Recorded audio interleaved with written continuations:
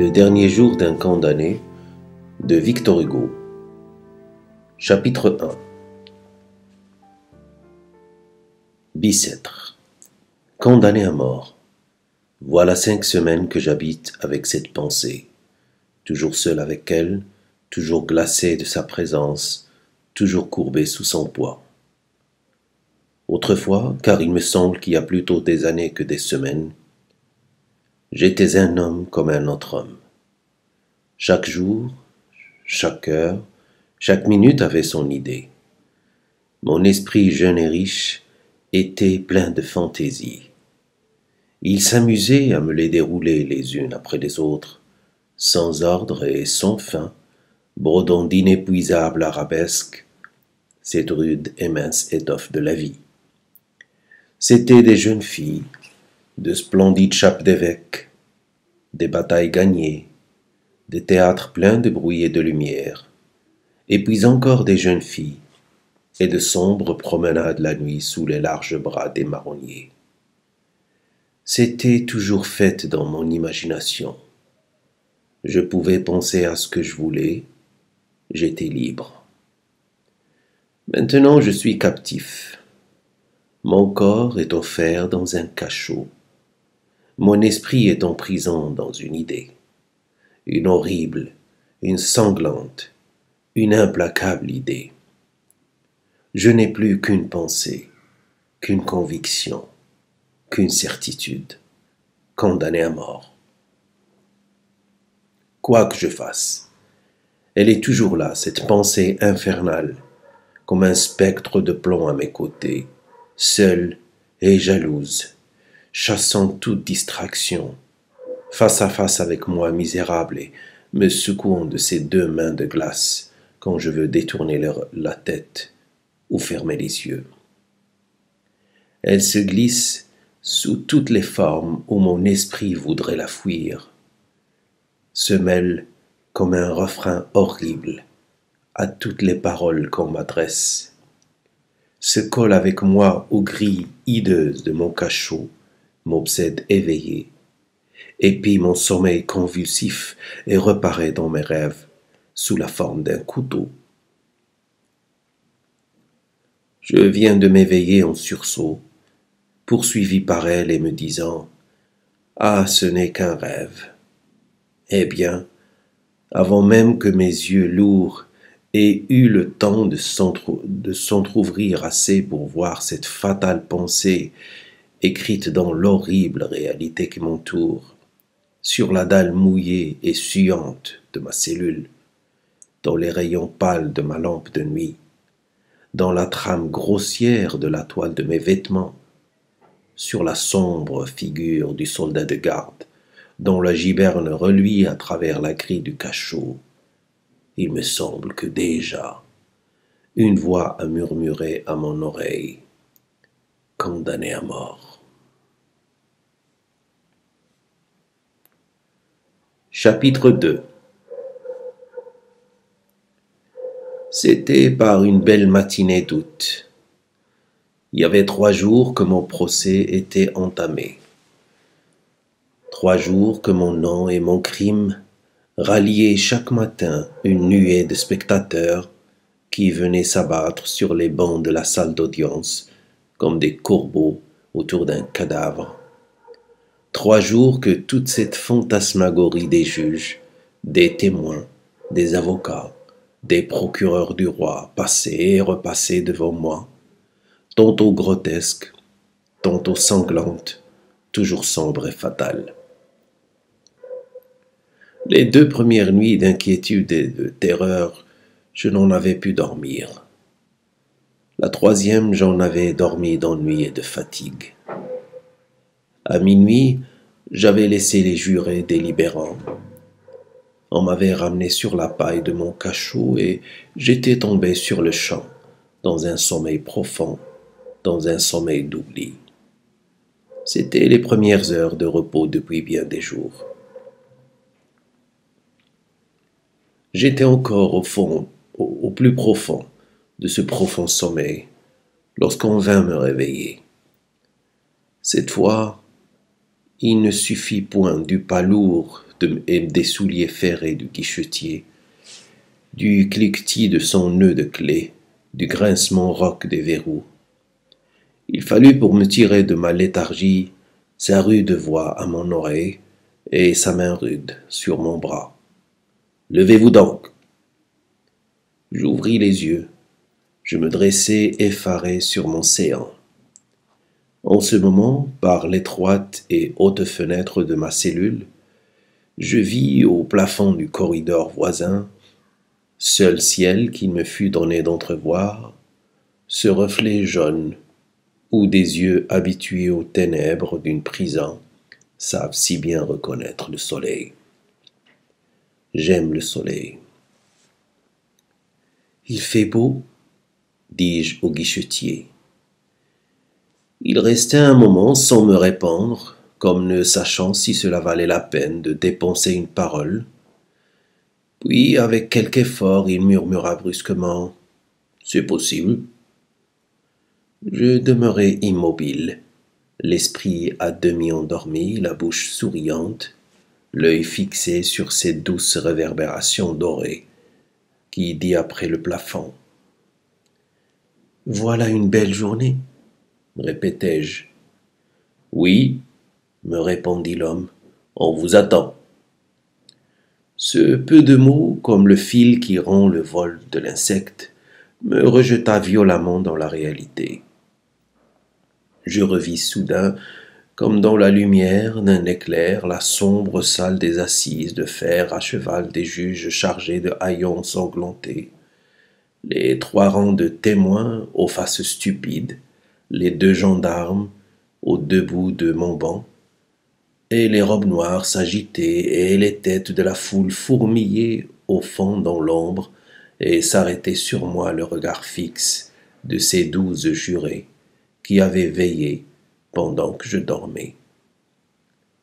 Je me levai, mes dents claquaient, mes mains tremblaient et ne savaient où trouver mes vêtements. Mes jambes étaient faibles. Au premier pas que je fis, je trébuchai comme un portefaix trop chargé.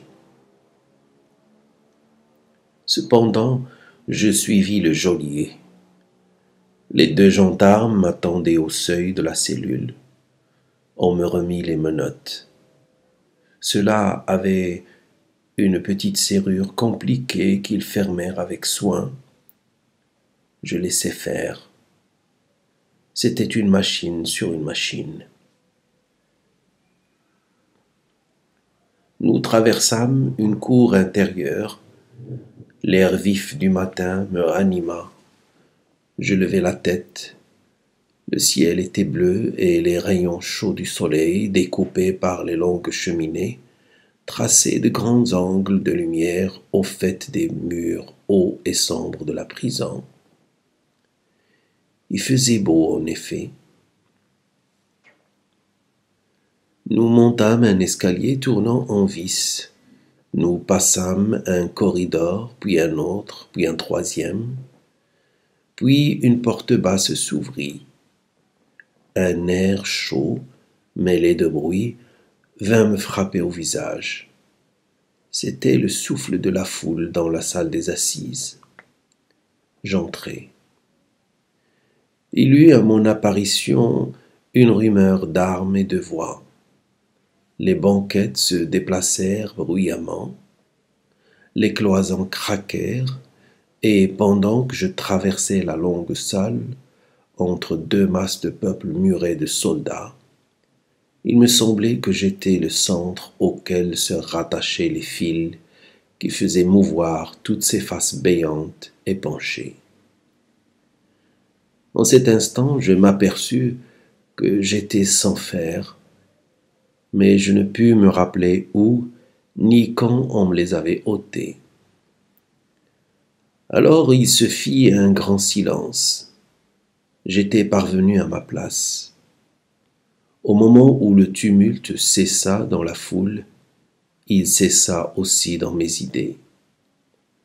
Je compris tout à coup clairement ce que je n'avais fait qu'entrevoir confusément jusqu'alors, que le moment décisif était venu et que j'étais là, pour entendre ma sentence. L'explique qui pourra de la manière dont cette idée me vint et ne me causa pas de terreur. Les fenêtres étaient ouvertes. L'air et le bruit de la ville arrivaient librement du dehors. La salle était claire comme pour une noce.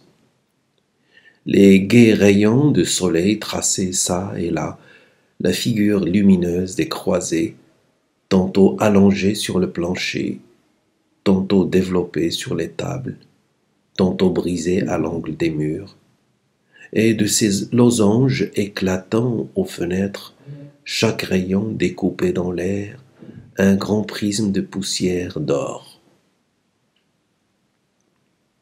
Les juges, au fond de la salle, avaient l'air satisfaits, probablement de la joie d'avoir bientôt fini. Le visage du président, doucement éclairé par le reflet d'une vitre, avait quelque chose de calme et de bon. Et un jeune assesseur causait presque gaiement en chiffonnant son rabat avec une jolie dame en chapeau rose, placée par faveur derrière lui. Les jurés seuls paraissaient blêmes et abattus. Mais c'était apparemment de fatigue d'avoir veillé toute la nuit. Quelques-uns bâillaient. Rien dans leur contenance n'annonçait des hommes qui viennent de porter une sentence de mort, et sur les figures de ces bons bourgeois, je ne devinais qu'une grande envie de dormir. En face de moi, une fenêtre était toute grande ouverte. J'entendais rire sur le quai des marchands de fleurs, et au bord de la croisée, une jolie petite plante jaune, toute pénétrée d'un rayon de soleil, jouait avec le vent dans une fente de la pierre. Comment une idée sinistre aurait-elle pu poindre parmi tant de gracieuses sensations? Inondé d'air et de soleil, il me fut impossible de penser à autre chose qu'à la liberté. L'espérance vint rayonner en moi, comme le jour autour de moi. Et, confiant, j'attendis ma sentence, comme on attend la délivrance et la vie. Cependant, mon avocat arriva. On l'attendait. Il venait de déjeuner copieusement et de bon appétit. Parvenu à sa place, il se pencha vers moi avec un sourire. « J'espère, » me dit-il. « N'est-ce pas ?» répondis-je, léger et souriant aussi. « Oui, » reprit-il, « je ne sais rien encore de leur déclaration, mais ils auront sans doute écarté la préméditation, et alors ce sera que les travaux forcés à perpétuité. »« Que dites-vous là, monsieur ?» répliquai-je, indigné. « Plutôt 100 fois la mort. »« Oui, la mort. Et d'ailleurs, me répétait je ne sais quelle voix intérieure, qu'est-ce que je risque à dire cela? A-t-on jamais prononcé sentence de mort autrement qu'à minuit, au flambeau, dans une salle sombre et noire, et par une froide nuit de pluie et d'hiver? Mais au mois d'août, à 8 heures du matin, un si beau jour, c'est bon juré, c'est impossible. Et mes yeux revenaient se fixer sur la jolie fleur jaune au soleil. Tout à coup, le président, qui n'attendait que l'avocat, m'invita à me lever. La troupe porta les armes. Comme par un mouvement électrique, toute l'assemblée fut debout au même instant. Une figure insignifiante et nulle, placée à une table au-dessous du tribunal, c'était, je pense, le greffier, prit la parole et lut le verdict que les jurés avaient prononcé en mon absence. Une sueur froide sortit de tous mes membres. Je m'appuyai au mur pour ne pas tomber. Avocat, avez-vous quelque chose à dire sur l'application de la peine? Demanda le président. J'aurais eu, moi, tout à dire, mais rien ne me vint. Ma langue resta collée à mon palais. Le défenseur se leva. J'ai compris qu'il cherchait à atténuer la déclaration du jury et à mettre dessous, au lieu de la peine qu'elle provoquait, l'autre peine, celle que j'avais été si blessé de lui voir espérer. Il fallut que l'indignation fût bien forte pour se faire jour à travers les 1000 émotions qui se disputaient ma pensée.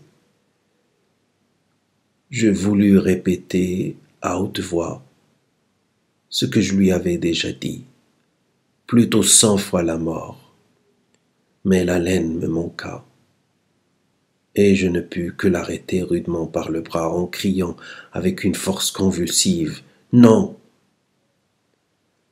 Le procureur général combattit l'avocat, et je l'écoutai avec une satisfaction stupide. Puis les juges sortirent, puis ils rentrèrent, et le président me lut mon arrêt. « Condamné à mort !» dit la foule. Et tandis qu'on m'emmenait, tout ce peuple se rua sur mes pas avec le fracas d'un édifice qui se démolit. Moi, je marchais, ivre et stupéfait. Une révolution venait de se faire en moi. Jusqu'à l'arrêt de mort, je m'étais senti respirer, palpiter, vivre dans le même milieu que les autres hommes. Maintenant, je distinguais clairement comme une clôture entre le monde et moi. Rien ne m'apparaissait plus sous le même aspect qu'auparavant. Ces larges fenêtres lumineuses, ce beau soleil, ce ciel pur, cette jolie fleur, tout cela était blanc et pâle, de la couleur d'un linceul. Ces hommes, ces femmes, ces enfants qui se pressaient sur mon passage, je leur trouvais des airs de fantômes. Au bas de l'escalier, une voiture noire et sale grillée m'attendait. Au moment d'y monter, je regardai au hasard dans la place. « Un condamné à mort !» criaient les passants en courant vers la voiture.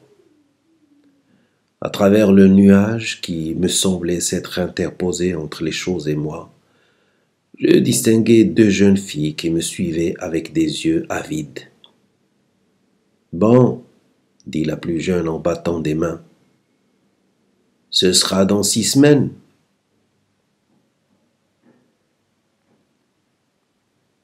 Chapitre 3. Condamné à mort. Eh bien, pourquoi non?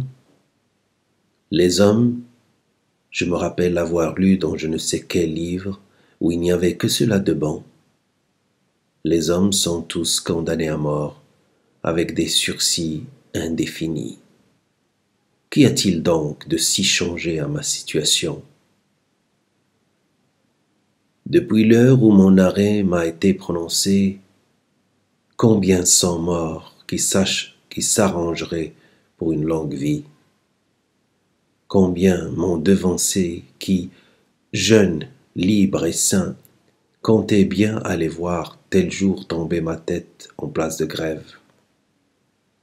Combien d'ici là peut-être, qui marchent et respirent au grand air, entrent et sortent à leur gré, et qui me devanceront encore? Et puis, qu'est-ce que la vie a donc de si regrettable pour moi? En vérité, le jour sombre et le pain noir du cachot, la portion de bouillon maigre puisée au baquet des galériens, être rudoyé, moi qui suis raffiné par l'éducation, être brutalisé des guichetiers et des gardes-chiourmes, ne pas voir un être humain qui me croit digne d'une parole et à qui je le rende, sans cesse tressaillir et de ce que j'ai fait et de ce qu'on me fera. Voilà à peu près les seuls biens que puisse m'enlever le bourreau. Ah, n'importe, c'est horrible.